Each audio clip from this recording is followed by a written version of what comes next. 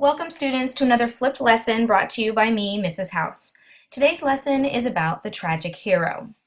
At this time, please take out a piece of college ruled paper to take some Cornell notes on this presentation, as you are going to need this information in class. All right, here we go.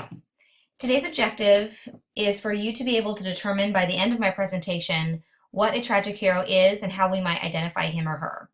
Now, I am going to use the pronoun he or his during this presentation because I'm trying to apply this to the play Macbeth. However, literature definitely has shown us over the last couple generations that tragic heroes do not just have to be male, although definitely during Shakespeare's time, that seemed to be kind of the norm. Another objective is for you to think critically about how the tragic hero of a play plays a critical role in the development of the tragedy, meaning that if the tragic hero was not present, it would be difficult to even consider the tragedy a tragedy in the first place. All right, let's begin. As I go through these characteristic traits, and I have 6 here, I want you to be thinking about characters in plays, movies, books, magazines, anything that remind you of this kind of person. So I'm going to give you 6 characteristic traits. I know you might be thinking of one particular character, of course, because we're just finishing up with the play. But I challenge you to be thinking about other characters that you've come across. All right, let's begin. First of all, this character is someone who is admirable. And they're great and admirable in both their abilities and their opportunities, although they don't always use their abilities and opportunities for good. Secondly, it's somebody who's highly regarded in society. And they're so highly placed in society that his actions involve the well-being of all of its members. Thirdly, this person doesn't always fall or die alone. You know, misery, the whole phrase, misery loves company, is something very true to this kind of character. So I'll pause here and I'll ask you to pause as well on your video. Go ahead and write a character's name at this point that reminds you of the description I've given so far. All right, let's continue. Fourth, this person has a capacity for suffering. This person suffers because he believes in what he is doing, and he justifies his actions even if he's not really sure if they are just. And nextly, as far as suffering is concerned, this person has the strength to endure pain. Basically, they're not a wuss. Next, this person has a real sense of commitment. Once the forces of the conflict are set into motion, he is very committed to his purpose. And lastly, this person has a very vigorous protest, meaning that he doesn't really accept his fate very easily. He might cry out against the gods, his own weakness, the world even, and he might even blame other forces that he feels placed him in jeopardy. So we'll pause again and be thinking about, again, who this reminds you of, and be ready to share out in class some of the characters you've come up with that this description matches. All right, next.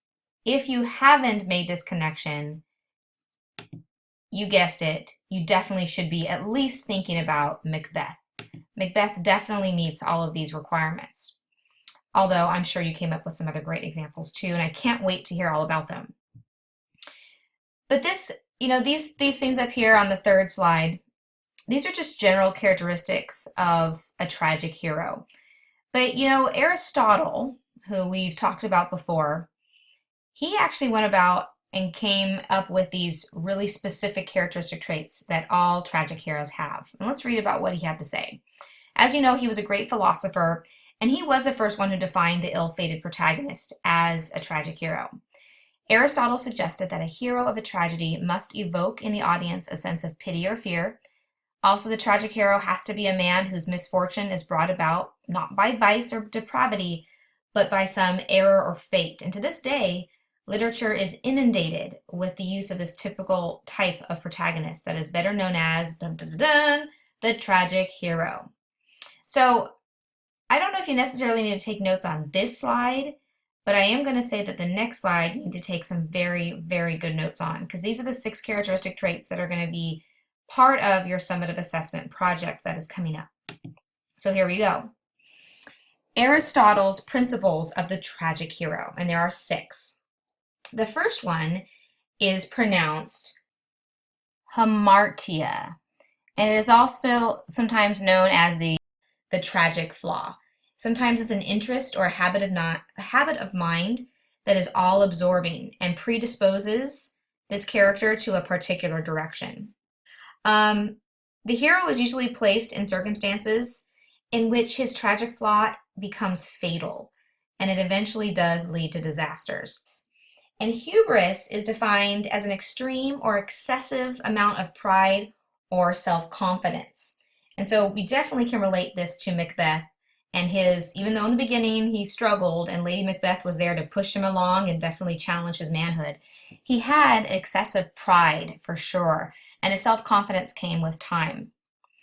Thirdly, we have the word, and I'm going to make sure I pronounce this correctly, peripetia. Peripetia. And this is the reversal of fortune. So even though in the beginning it might be going really well for Macbeth, obviously at a certain point there was a turning point and his fortune definitely got reversed. So things started not going his way. Fourth, we have the word, and this one's a hard one, so I'm definitely going to look at my resource here. Anagnorisis. Anagnorisis. So anagnorisis is, like it says here, when the hero makes a critical discovery. So it's the point in the plot, especially in a tragedy, where the protagonist recognizes his or her or some other character's true identity, or discovers the true nature of somebody, or realizes something about a situation that he maybe didn't understand before. Fifth, we have nemesis. And although a lot of people think nemesis is a person, meaning that this is their enemy, a nemesis actually is something bigger. It can just be that the fate can't be reversed at this point.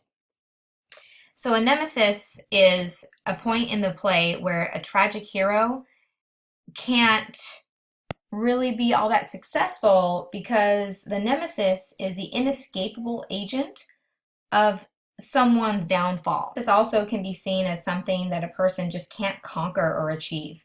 It can be an opponent, a rival, or it can be an actual obstacle or some sort of punishment that stops them from reaching what it is they were trying to reach. Lastly, number 6 is catharsis. Catharsis, as it says here, can be the tone, and usually it's the tone that the audience is left with after the hero's fall. And that tone or that feeling, and we could also maybe even call this the mood, is one of things like pity, fear, or relief. And really catharsis is the releasing of emotions, whether it be negative or positive.